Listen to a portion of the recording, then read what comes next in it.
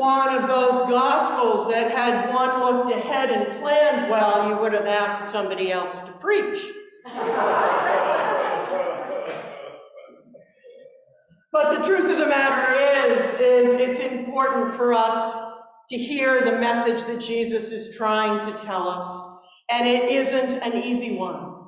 And I share with you this morning my feelings, my thoughts, my beliefs, my exegesis about this. But know that when it comes to divorce and theology, we have been talking about it, writing about it, and arguing about it. Oh, that's right, since Jesus and before. We hear at the very beginning of this gospel that the Pharisees were trying to trick Jesus. That hasn't changed either. If you've ever known a clergy person of many traditions, ask them if people ever try to trick them about questions like, how do you feel about divorce? Before I join your church, what are your thoughts about this? What do you think about that? The Pharisees this morning are trying to trick Jesus because they are losing control. They are me. What if we change everything the way we've ever done? What if they throw canon law through the window? What if everything we know about how to live our life turns upside down?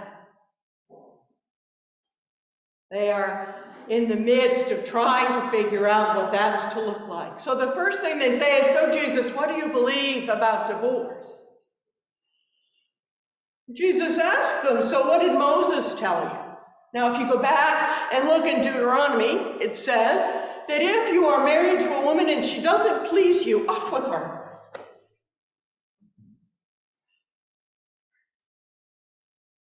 And yet, many people have written over the years, perhaps part of if we can look at anything from the bigger picture, if we can look at anything from the large view, Jesus is always talking to us about community. Jesus is always talking to us about relationship. We hear in Genesis this morning, man was not created to be alone. And as hard as that is for some of us good feminists to hear, and I put myself in that category, man, in this case, of course, these are also places that we could argue, and you can find different, because these are two scripture passages that have been used to divide community, that have been used to shame and bully and hurt people badly.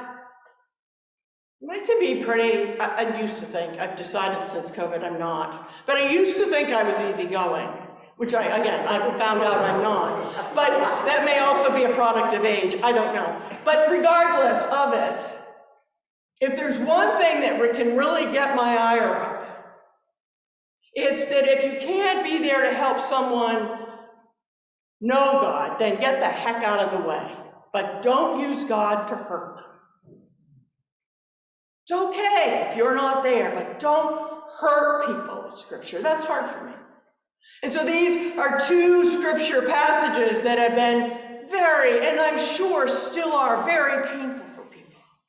And yet the irony is that Jesus is telling the disciples and telling the Pharisees that it is all about not being alone and being together. But if we've learned nothing in the last 18 months or however many years, is that words matter. Words matter. So remember the context through which Jesus was teaching this message.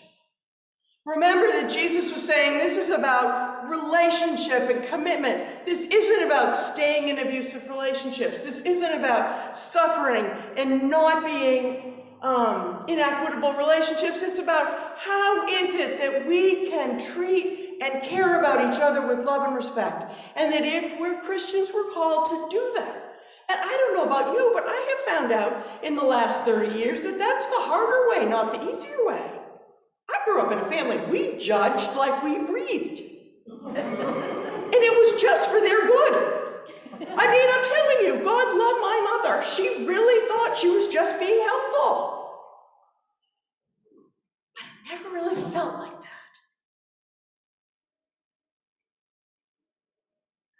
The Pharisees were testing Jesus. And in my imagination, in this very short gospel, Jesus kind of gets exasperated. So first he says that, and then he says that your hardened hearts. Your hardened hearts. Perhaps Moses was saying, because you were just being frivolous with your relationships. Perhaps it isn't about if somebody displeases you. Perhaps how is it that you can live and move and have your being in our life of faith? This is hard work. Gosh, it's hard. And words matter. And when Jesus was telling this work, and when the scribes were writing this message, men did have the power. I mean, some of us are concerned right now about how we're doing in that department, but men did have the power at this time. Men really did. Women and children particularly, were of no value. So if a man decided to get divorced, that woman either needed to quickly find someone else, and if she had no child, she really was expendable. And that was societal. That wasn't like a decision. That wasn't. And so Jesus is saying, even though it's hard to hear in this scripture, because it's so hard to hear, is that we are all of value. Because he doesn't hug a Pharisee. This is the third week in a row we hear Jesus saying, a child, the person of the least value in that culture. Period. And if it happened to be a female child, you can imagine. But any child had no value. So we hear Jesus say, how is it that if we love the least of these, it is easy to get hung up, and I can too, and we can talk about this because I'm with you. Divorce, man, woman, these are all a lot longer than 15-minute homily discussions. We certainly know that when we don't land in this scripture and really wrestle with it, that it can be it can feel very hurtful. But I would suggest, as someone that's tried to wrestle with this all week, to have something coherent to present to you this morning, that I really do believe that Jesus continues to tell us how it is we are called to be in right relationship with each other. But that we're not designed to be alone. It was really interesting, because of course I always have to go to the prayer book, because I'm Episcopalian and I am glad that I have language, somebody else's words for the record. But what was interesting to me is I wanted to look through the marriage service. And as you pray over the couple, these are a couple things that are said.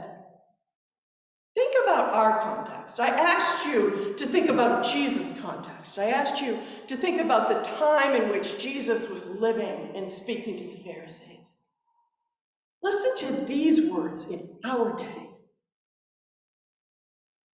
Grant that their wills may be so knit together in your will, and their spirits in your spirit, that they may grow in love and peace with you and one another all the days of their life. That's hard work. If anybody's married, been married, want to be married, are in relationship with anyone for any stretch of time, that's so lyrical would look great in the card.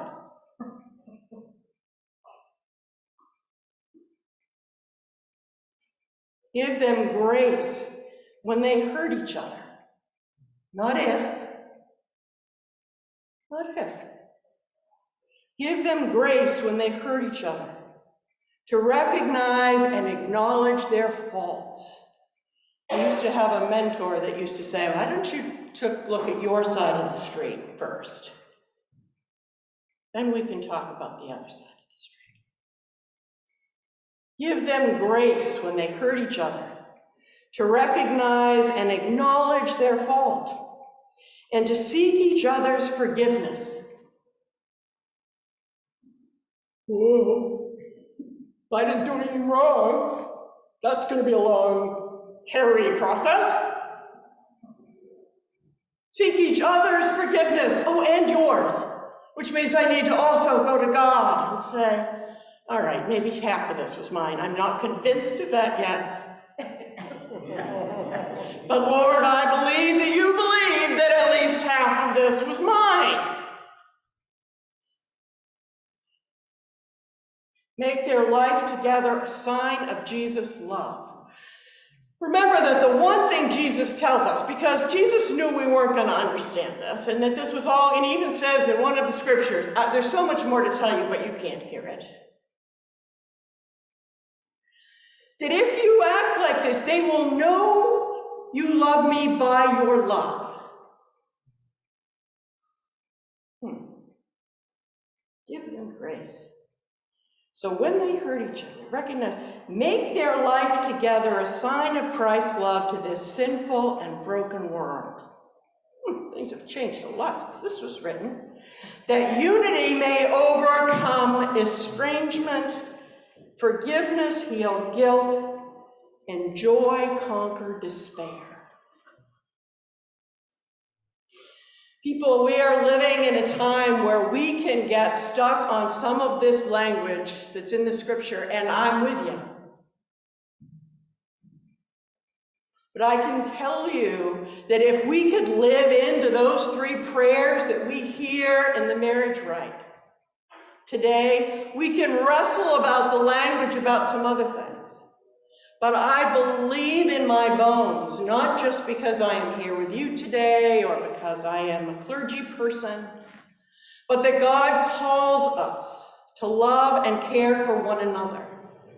And when Jesus has got the Pharisees testing him, I do believe after the second time, which is not the second time because he's been at this with them for a while, he finally is like, okay, fine, to heck with this. I'm just going to go play with the kids. I've done that before. I'm going to go play with the children. And so he just sits down, and then the Pharisees are still on him.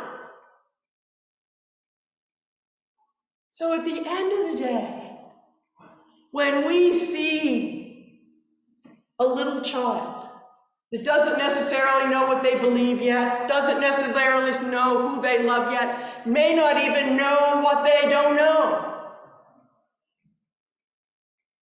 Jesus says, hi, how's your day going?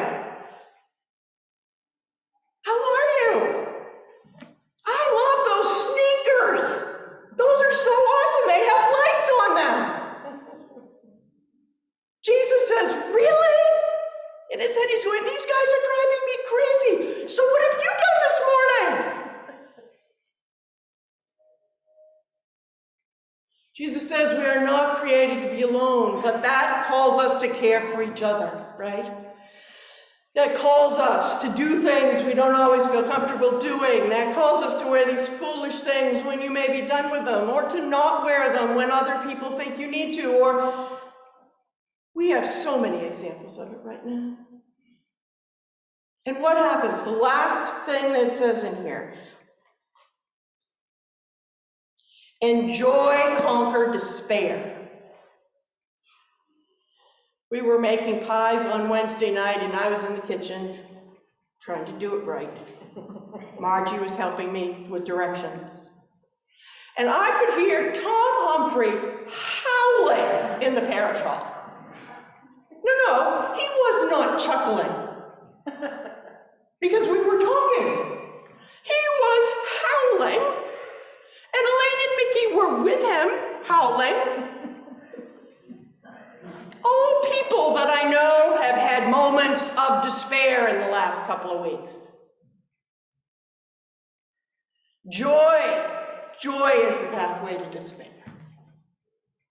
So, as we leave here this morning, we can go down rabbit holes of difficult theology because they're there, and I'm with you. But I'm going to choose joy as the pathway to despair today. Not an antidote to despair. That's what I'm trying to say. I swear I am trying to say that. We are not called to be alone. We are called to be in community. We are called to care for each other. We are called, even in the times when we have to say, do, be, go, all that stuff that's uncomfortable. And most importantly, we're called to look at ourselves. Because if you look, sorry, camera. I'm back. If you look at the collect, and then I swear I will finish. Sure, this one's going to be too long, but that's okay. If you look at the collect, it says, you are always more ready to hear than we are to pray. As if we're in a pickle, what if we have to hear something we don't like? You are always ready to give more than we either desire or deserve. Pour upon us the abundance of your mercy, because it says in Rite 1, in the prayer of humble access, that some people still hate, and I love it. It says God's nature is always to have mercy. Not sometimes, not when we deserve it, not when it's a good day, not when everybody agrees with me, but always. Always has mercy. Forgiving us those things of which our conscience is afraid. That's when we're going to get stuck on the language, people. If it's our conscience. And giving us those good things for which we are not worthy to ask. We are here to care and love for one another. We've got it. Jesus has given us everything we need, even on the days when we feel depleted or low. And so know that on this day, Jesus says, hi, good morning. I love your sneakers. What are you going to do with the rest of your day? How are you going to be light? How are you going to be light? Because the world needs light today as much as it did the day Jesus said, okay, kids, let's play. Let's play.